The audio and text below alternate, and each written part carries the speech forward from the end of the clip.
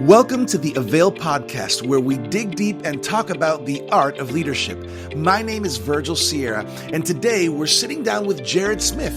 Jerod is an author, speaker, entrepreneur, and fundraising expert with over 20 years of experience. In this episode, Jerod discusses principles from his new book, The $1 Million Method, the proven strategy that will raise millions for your nonprofit or business. So, lean in, leaders, and let's get started.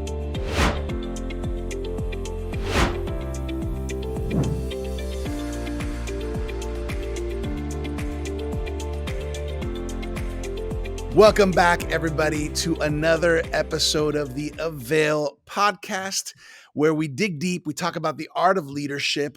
I'm your host, Virgil Sierra, lead pastor of Vertical Church, aka Iglesia Vertical in South Florida. We are one church, two languages.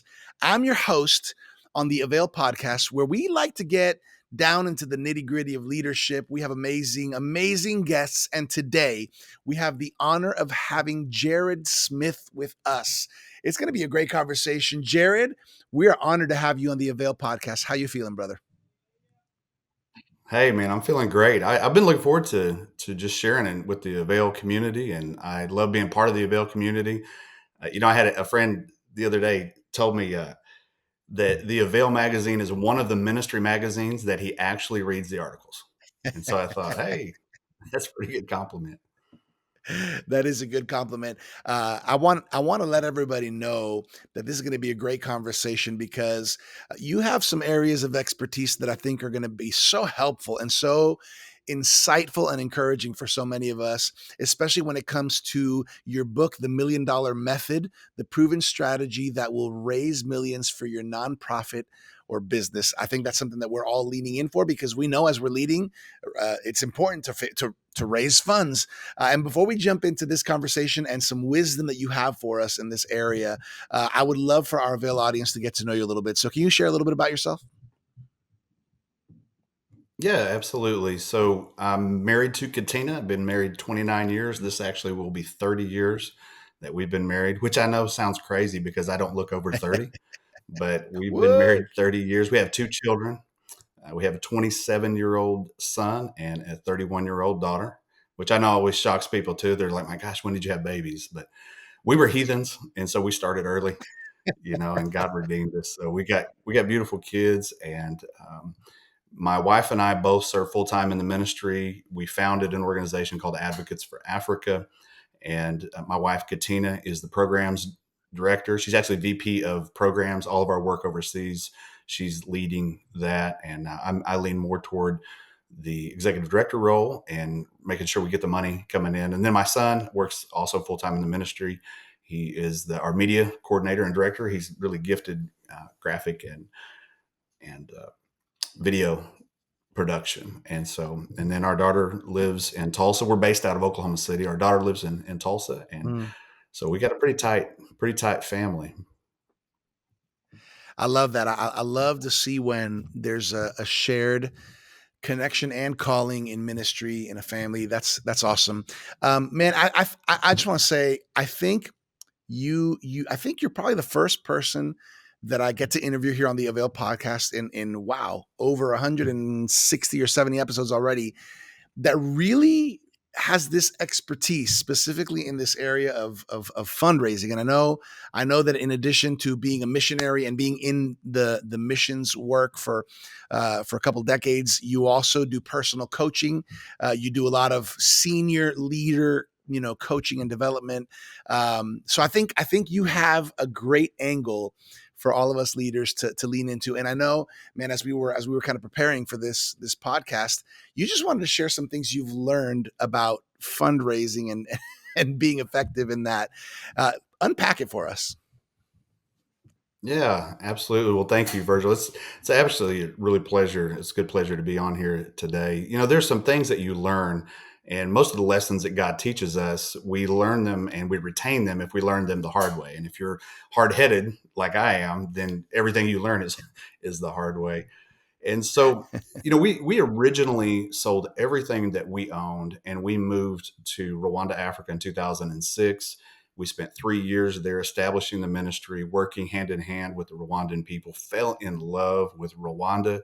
If you've never been to Rwanda, anybody listening, I'm telling you, everybody says they're the heart of Africa, but I mean, I don't know how any place can be better than Rwanda. Obviously, our listeners know the incredibly terrible genocide that happened in '94 in Mm, Rwanda, but Rwanda has just been restored by God's grace. It's incredible. And to make it just a wow. little bit better, we have about 83 to 85 degrees year round in Rwanda. Wow. So there's an added bonus there to come and visit Rwanda.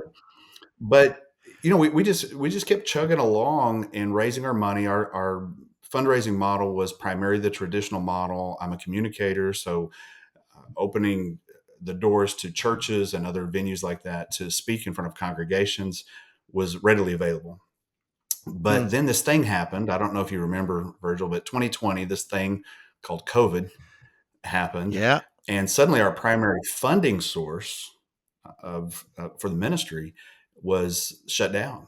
And so Hmm. I immediately began to think like, hey, what are we going to do now that we can't travel and speak in churches? And it dawned on me that there's other people that raise millions of dollars for their organizations that do not have pulpit ministries.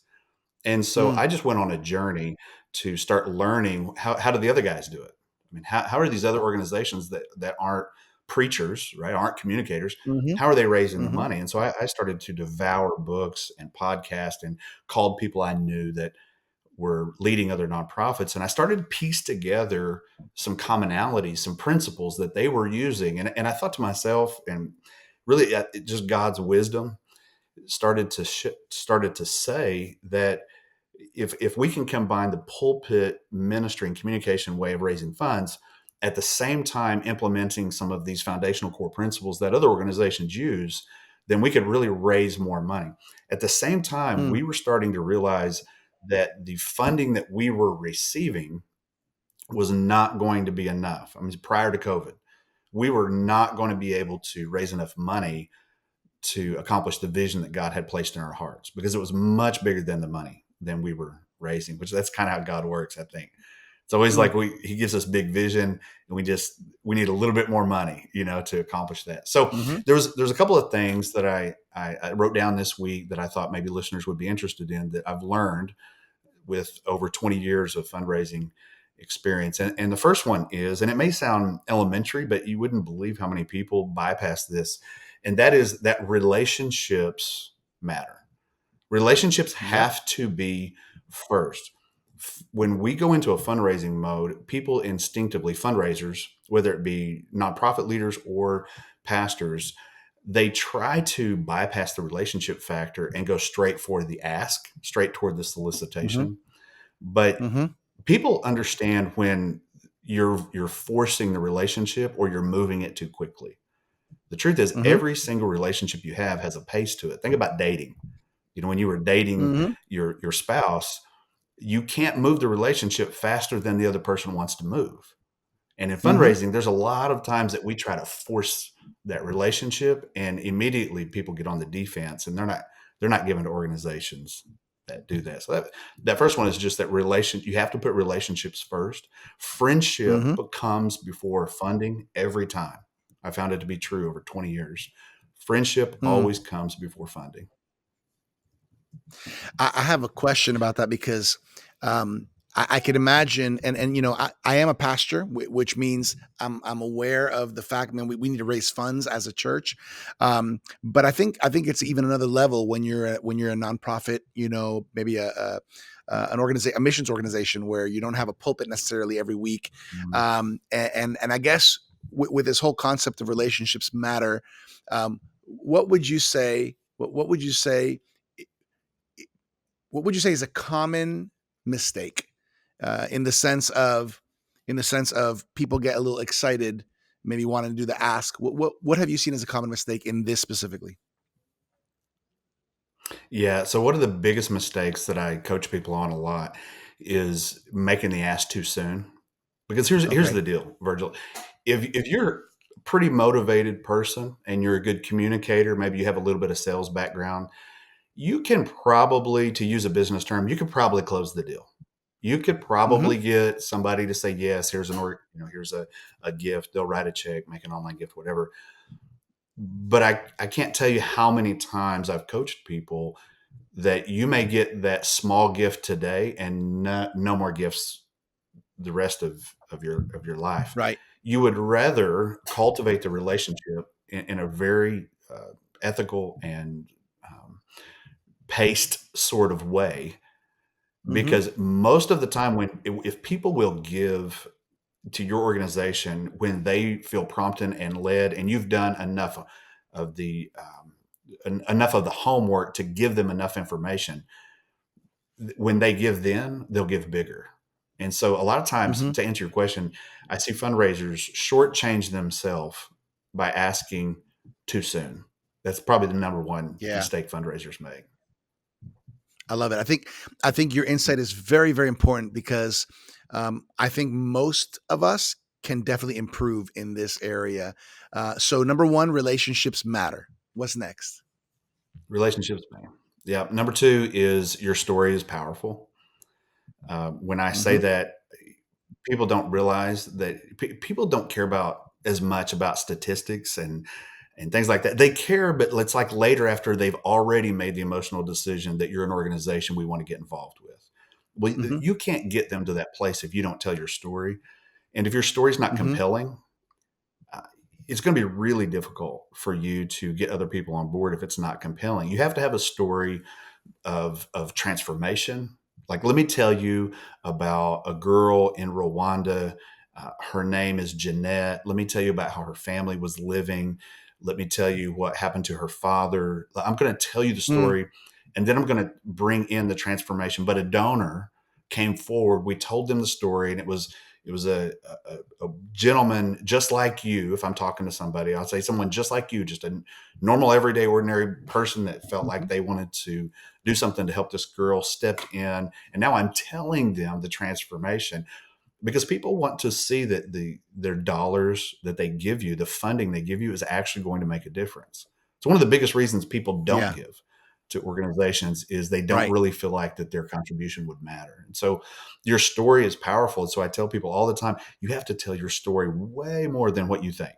You have to tell it a lot to everybody that you see. Mhm. Yeah, I think people. That's the way we connect. We connect, and Mhm. when you started Advocates for Africa, Jerod, obviously this was new. You hadn't started uh, an organization and a ministry like this before.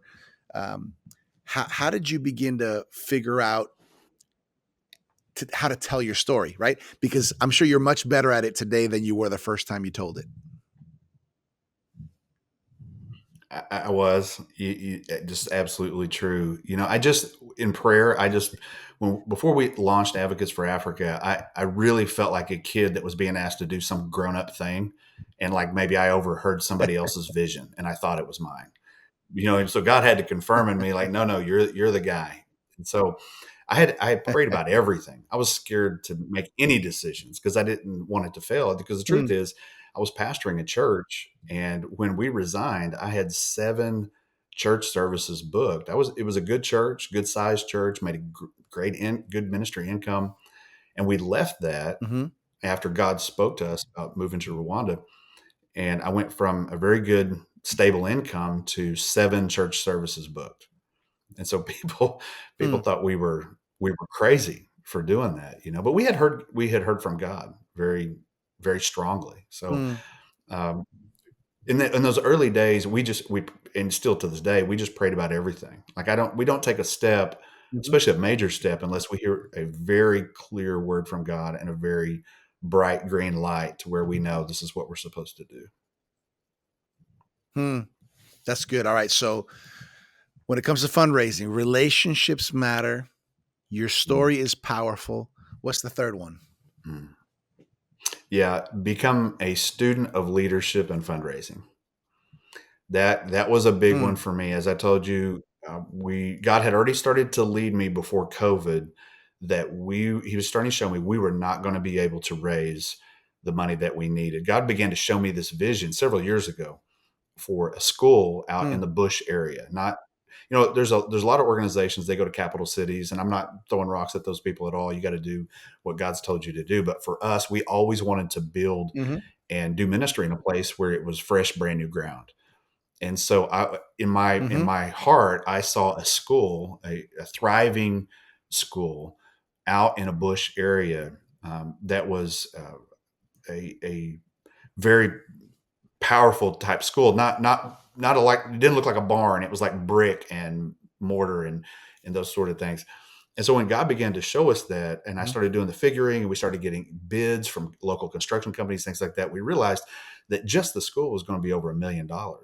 And then there was a lot of questions, obviously, about why would you build it Wow. out there?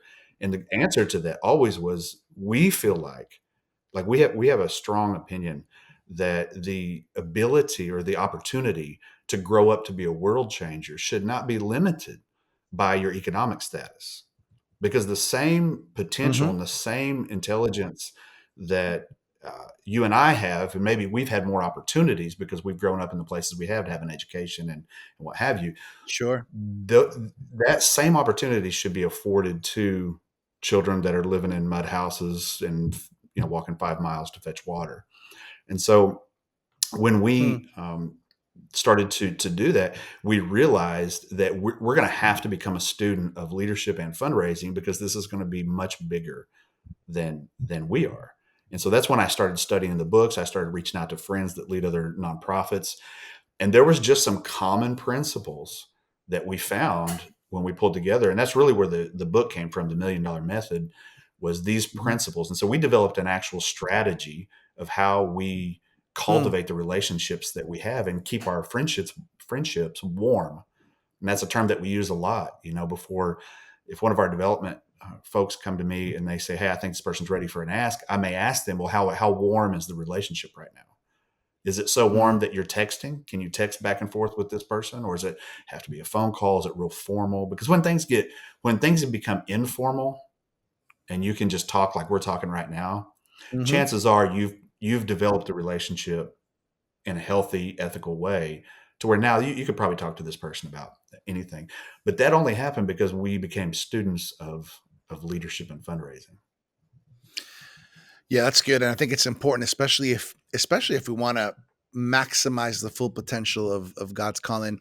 I was looking at the table of contents of your book, The $1 Million Method, and man, it's impossible to unpack even one of these in a podcast like this. But I see titles like communication, the foundation of fundraising, identification, living fundraiser to fundraiser, qualification, doing your homework. I think that's kind of what you're talking about right now. You got to do your homework. You got to get prepared. This is good. Like I said, I'm taking notes as you're talking, Jerod, because I think I need to learn. And I need to get better and stronger, especially because God has called us to do some great things, and we need to raise funds. So relationships matter. Number one. Number two, your story is powerful. Third thing you've learned in this whole journey of fundraising, becoming a student of leadership and fundraising. What's number four? Number four, you were getting into it, which is really the meat of the book. The $1 Million Method is the actual strategy of cultivating those relationships. And like you said, it's really difficult to unpack it all, but there are some key principles. And I wouldn't say a formula, but we definitely have designed a strategy that you can group donors together and make sure that they're all cared for. Because Mm-hmm. as I said before, people don't give to organizations, they give to their friends. And if you're not friend raising, you're really not going to raise any funds. It's just not going Mm-hmm. to happen. And so we piece together an actual strategy, and it takes the relationship from inception, basically the moment that we meet somebody, or like if I meet somebody at a conference or whatever, there is an actual strategy that we implement that will put them into our donor pipeline and move them along that donor pipeline and cultivate the relationship. And there's stages that they go through, and we handle each of them differently. And for me, I'm a military guy. I spent time in the Army, and so for me, everything that you have to do on a regular basis should have a standard operating procedure. It should Mm-hmm. have a policy. It should have structure, and it shouldn't deviate from the plan too much. And so what Mm-hmm. we figured out was, once that we developed the strategy and we started implementing the strategy, our funding around that time, we went from raising around, I don't know, four or probably three or $400,000 a year for our organization. And the last 4 to 5 years, now we've raised over $1 million a year, every single year. With this year, man, God is so good. We just finished 2023 raising over 3 million. Wow. And so, I mean, God has just been faithful, man. But it's funny to me how many times it's not just in fundraising; it's in churches, like the churches that I consult and coach. It's amazing how many churches start to grow financially or numerically or even through faith when the pastors implement an actual strategy. Mm, Because like take missions for example. mhm, Um, one of the things that's it's I've said in jest, but not completely, is we have a strategy. We have a strategy for receiving the offering. Like right now, I know if I come to your church, that you do it the same way every week, and then even once it leaves the auditorium, there's a strategy. You probably have 2 people or 3 people together. They go count, and there's a process to it. And they put it in the mhm, safe with a slip of paper or whatever. There's all kinds of accountability and structure and procedure. Yet we will put all of that structure and procedure to things like offering or how the order of service, how we run our churches and all those kind of things. But then when it mhm, comes to the Great Commission, sometimes in churches we don't have an actual strategy. We just say, well, we support 30 missionaries. And my question always is, okay, great. That's a numerical goal, but is that part of your strategy? And so mm, one of the questions I always ask pastors is if I didn't allow you to respond with the number that you gave or the number of missionaries that you support, how would you describe your mission strategy to me? And mhm. that's when you know if you have a strategy, is if you can write it down on paper and hand it to somebody. And so that was a game changer for us, quite honestly. Yeah, that's good. I think it not only does that bring confidence internally to the organization, but it brings confidence to any donors who are interested and want to know more. You know, can you corroborate? I mean, every donor is not created equal. Some people may or may not want to see more information, or may not have more questions. What have you noticed as far as that, as in your experience, Jerod, as far as donors' desire to know information? Because obviously, some may want more, some may not need it. But what has your experience been with that? Yeah, what we have learned over the last 10 to 20 years is that really you cannot over communicate. And that's the other principle that I would give you. Number 5 is that you can't over Hmm. communicate, because here's the truth. If if I'm sending out really good content that has really good stories, life change, things that matter to the people that I'm sending it to, and let's say I send a newsletter more often than Virgil Sierra wants. Well, Hmm. if it's not annoying information and it's an organization Hmm. that you trust and you support, you, Pastor Virgil, you're not going to unsubscribe usually. You're just going to delete the Right. email if you're too busy to read it. But there's other Sure. people that they want everything. They want to know like internal decisions that we're making and what happened to this staff member in the field and all those things. And so for us, we just kind of live off the principle of over communicate, just over communicate. And the reason we do that, Virgil, is because we found interviewing donors that come to us from other organizations that one of their biggest pet peeves is not ever really knowing what's going on in the organization, especially after they give a gift. Make- Like one of the Mm, number one reasons that people stop giving to a church or an organization is a trust factor. So we talked mhm, about it a little bit before the podcast started.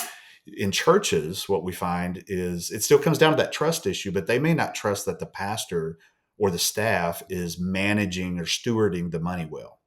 When it comes to an organization like mm, mine, that may be a part of it, but more so is that money actually making it overseas? And so when you mm, over communicate with people, you're letting them, there's a level of transparency that people need because they are sending you their hard-earned money. And I remind our staff all the time, and they know it, they're getting it, is that these people don't owe us anything. If we get a right. $5 check in the mail, that person did not have to, it wasn't a bill. We didn't invoice them. So they didn't Mhm. have to send any of that.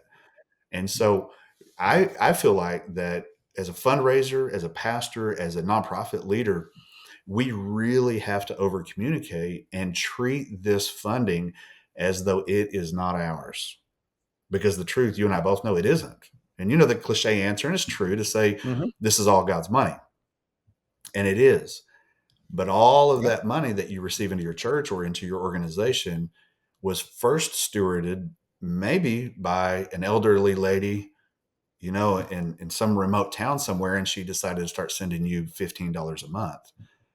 Well, to her, that Mhm. and to us should be to all of us as leaders, that's important money. Right. That's important funding. Mhm. Yeah. And so we over communicate on purpose. Yeah, that's good. That's good. All right. So I'm taking my notes. Some lessons that Jerod Smith has learned in this journey of fundraising. Number one, relationships matter. These are 5, right? 2, your story is powerful. 3, become a student of leadership and fundraising. 4, the strategy of cultivating relationships. 5, you can't over communicate, which I think is key because sometimes we think we get tired of communicating and we're just beginning. I want to let everybody know, everybody who's listening and or watching here, Avail, I want you to know that Jerod's book is a great resource for you. The $1 Million Method, the proven strategy that will raise millions for your nonprofit or business. There it is. If you're watching the video, he's holding it up. There it is, the $1 Million Method. Um, I'm the type of person who appreciates any bonus. You got any bonus points for us, Jerod? I do. Let me just give you. I know there's some people listening, and one of my biggest pet peeves is listening to a leadership podcast and the person only gives theory. I'm like, hey, give me some meat and potatoes, man. Yeah, I yeah, want to yeah. know, like, give me a couple things that work. So here's a couple of things that you can just start doing right away. The first one is you need to get into your head if you're raising money that fundraisers are exhausting. Mm-hmm. If you're living fundraiser to fundraiser in your church or your organization, all you're going to do is wear yourself out. You're going to wear your donors out. You're going to wear your staff out. And I was challenged a number of years ago by a consultant. I was talking to him, and he said, how many hours did it take to put on this fundraiser that we were talking about? So I started adding it up, and it was a lot. And he said, okay, and how much did you net from that fundraiser? So I told him, and he said, now, how long would it have taken you to look through your donor database and find somebody you have been cultivating in an ethical, right way, and is probably ready for an ask, and you could have just asked for that amount? And man, it was convicting. I was like, oh man, probably not too long. Probably could find 20 or 30 that would probably have wrote that check. And Mm-hmm. so my principle that day became spend time on people, not fundraisers. Now, I'm not saying don't do fundraisers. I'm just saying that fundraisers are exhausting and sometimes they don't yield. So what my advice to organizations always is have a couple of core fundraisers that you do you can kind of get them on autopilot. Like for us, we do a golf tournament every year. This will be our 4th year to do it. It's basically on autopilot. People look Mm-hmm. forward to it. It's not a lot of man hours. So be careful about spending all your time on fundraisers. They're exhausting. Number 2 Mm-hmm. is look for ways to stretch your funding.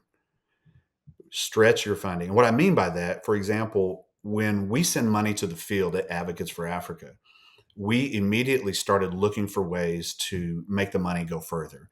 And so we started an agriculture project to where now the produce that we're raising on our own property is covering most of the food that our kids eat at Advocates Christian Academy. We have 258 students out in a bush area of Rwanda. I mean, these are kids living in Wow. mud houses and carrying So cool. water up to 5 miles. They're Mm-hmm. coming to the school of leadership. And so we raise the produce that they are eating. Well, that reduced the overhead of the organization. Then we started noticing that our goat project, we allow donors to buy goats for families. We started noticing that, man, people really love buying goats for families. So what if we raised our own goats? Instead of going to the market, Mm-hmm. what if we just raised our own? And we were able to roll that funding back into the school. So once we did that, our overhead came down again. So I would say on the US side, if you're a pastor or a ministry leader, don't be afraid to look for investments. We have, like, even at Advocates, we have money that is invested in very, what I would say, be invest those things in sound investments. Right, Don't right. take God's money and swing for the fence. Yeah. That's foolish. If you want to do it with your money, that's fine, but don't do it with God's money. But things like real estate's pretty stable. Mhm. You know, real estate's pretty stable because at the end of the day, you can always sell it. And Mhm. so look for ways to stretch your funding. And then the third bonus thing that I would say is use matching funds wisely. I'll give you an example. I can find matching funds without asking for it. And here's how I do it. If Virgil Sierra, after this podcast, decides, you know what, God moved on my heart, and I get a text message and you say, Jared, I want to give $5,000 to Advocates for Africa. Well, if I know that we're in a campaign to raise money for something else, I might say, Virgil, thank you so much for doing that. But will you hold it right now? And would you mind if I use that 5,000 as matching funds? I've never had a donor tell me no on that. So what we would do is we would immediately start pushing out social media, newsletters, things like that Mhm. to our constituent base and say, hey, everybody, we're raising money right now for a new water project. We have been given a $5,000 matching grant, but we have to raise that money before, and we put a timeline on it. I may Mhm. say, hey, by February 28th, we have to have this money raised, but every dollar you give, another donor is going to match it up to $5,000. So would you please, every time we do a matching fund, a matching ask, it motivates donors. Wow. And it's because people are smart. They want to double their donation. Of They course. want their donations going further. And so that's three things that I think people could do right away is really concentrate on how much time they're spending on fundraisers, spend more time on people and individuals than you do on fundraisers. Look for ways to stretch your funding, and then use matching funds. But one little warning I would give about matching funds: you can't just bounce from matching fund campaign to matching fund campaign, Mhm. because after a while your donors are like, okay, so this is basically just matching funds every time I give. It kind of Sure. loses its spice a little bit. Yeah, that's good. I love what you're sharing, Jared, because it's very practical, and for those of us who maybe aren't used to being, in the position of having to raise funds, or uncomfortable with it, because I think some people have a hard time with it. I think you're giving us some good handles to grab onto. We really love here at Avail. We love to resource people, and I really want. Our Avail audience, our leaders, to be able to connect with you, to get the book. Jared? What's the best way for people to connect with you, find out more about you, to get the book, The $1 Million Method? Mhm. What are the best ways? Yeah, so it's a couple of ways. One is, of course, social media. I'm on Facebook and Instagram. Instagram is just the Jerod Smith, and would love to connect with you there. And then, of course, you can just go to jerodsmith.com. That's Jerod Smith.com. And you'll see all of our products there, from the $1 Million Method and a previous book that I released a few years ago called Big. And right now we have actually a special going on. Is I don't know when somebody will listen to this, but or how long we're going to run it. But right now you can pay whatever you can for any of these products. So you can get the book $1 Million Method. You can get the study guide. We've produced an 8-week course on fundraising that is valued at over $2,900, I believe. And then the book Big, and all of it, you can pay whatever you want, and we'll send you copies. And I would tell you, if people are listening to this, probably one of the greatest resources that we have is that 8-week course. It Hmm. was we spent a little money to produce it well, and the testimonies we're getting, people are telling us that, wow, this has really helped me increase my fundraising. So, and Virgil, I probably close my time here by just saying that I do think that there is a level of anointing on some people to raise money. So Hmm.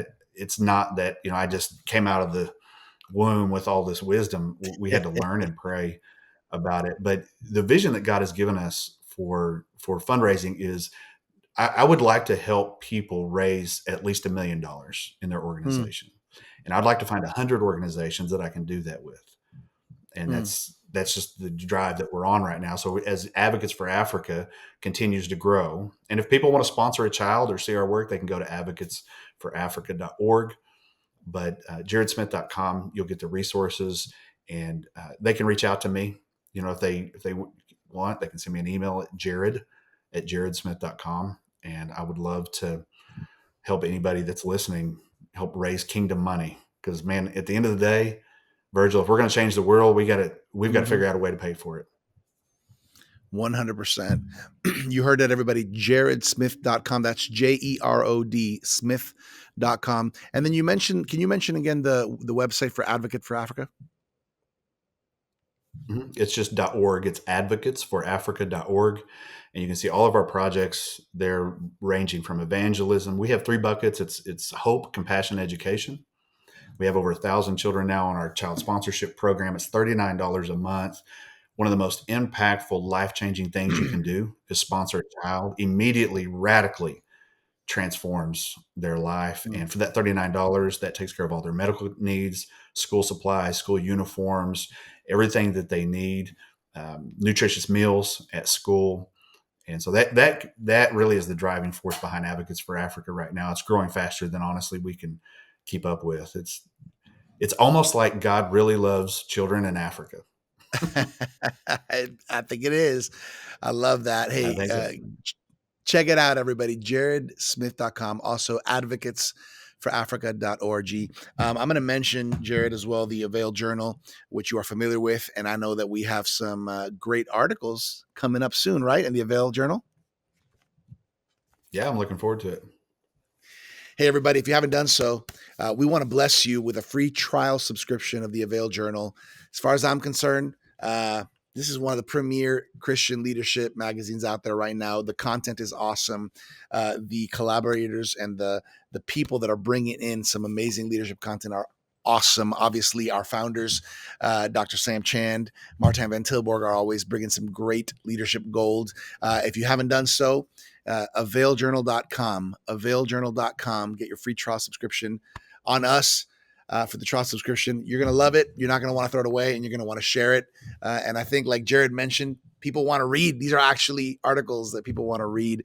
Jerod, before we close off, I'd love just to get a final thought, a final nugget, a final word of encouragement for our leaders. Yeah, absolutely. I think if I could just leave everybody with one word, it would be don't be afraid. God's going to give you vision for stuff that's going to cost money. Don't let the money be the reason that you don't take the first step, because I think I've learned over 20 years of fundraising, the vision comes before the funding every time. Never have I got a big pile of money and then thought, okay, now what am I going to do with this? It's never happened that way. So pray hard, get the vision. Once you have the vision, do not let the money. This is Jehovah Jireh. God has all the money, and He has the people that want to give that money to help you. Don't be afraid. And secondly, I would say don't let other people dictate that vision. Other people are going to shoot holes in it. I'm not saying don't go get advice. Go get advice. But at the end of the day, God gave you that vision. And if it's going to come to pass, it's going to be up to you to have the faith to take the steps necessary to fulfill that vision. And God will help you. So good. That's so good. Jerod, I just want to say on behalf of our AVAIL team, our founders, Sam Chand and Martijn Van Tilburg, everybody who's behind the scenes here at AVAIL, we honor you, brother. We're thankful for your leadership, and we're thankful for your willingness to just share what you've learned you could keep these as secrets and only share it with who you want to share, but you've put it out there. You've written the book, and you're really wanting to help ministries, organizations, churches, missions. We bless you, brother. Well, it's an honor, honestly. It's an honor to be part of the family. Yes, sir. Hey, everybody. The book, you want to get it, The $1 Million Method, the proven strategy that will raise millions for your nonprofit or business. Also, make sure you go to Jerod's website, JerodSmith.com. And if you want to take a look at how you might be able to sow some seeds and sponsor and make a difference in a child's life in Africa, advocatesforafrica.org. It is an honor to have your connection, to have your trust here at AVAIL. We don't take it lightly. We honor Jerod and his leadership, and we're thankful for the ministries he's leading. And to all you leaders out there, thanks for connecting. Thanks for digging deep. Thanks for growing. Thanks for taking steps. We're here every week with a new episode on behalf of AVAIL. My name is Virgil Sierra, lead pastor of Vertical Church, your host right here on the AVAIL podcast. And we hope to catch you next time right here in the same location. You can get the same podcast right every Tuesday. A new one comes out. Thank you, Jerod.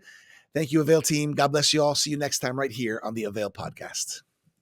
Thank you for joining us for this episode of the AVAIL Podcast with our guest, Jerod Smith. You can get Jerod's book and other resources by going to jerodsmith.com. And you can find out more about his nonprofit organization by going to advocatesforafrica.org. For more leadership resources, check us out at theartofleadership.com. And make sure to claim your free trial subscription of the AVAIL Journal by going to availjournal.com. As always, I'm your AVAIL podcast host, Virgil Sierra. Muchas gracias. Thank you for connecting with us to learn the art of leadership here at the AVAIL Podcast.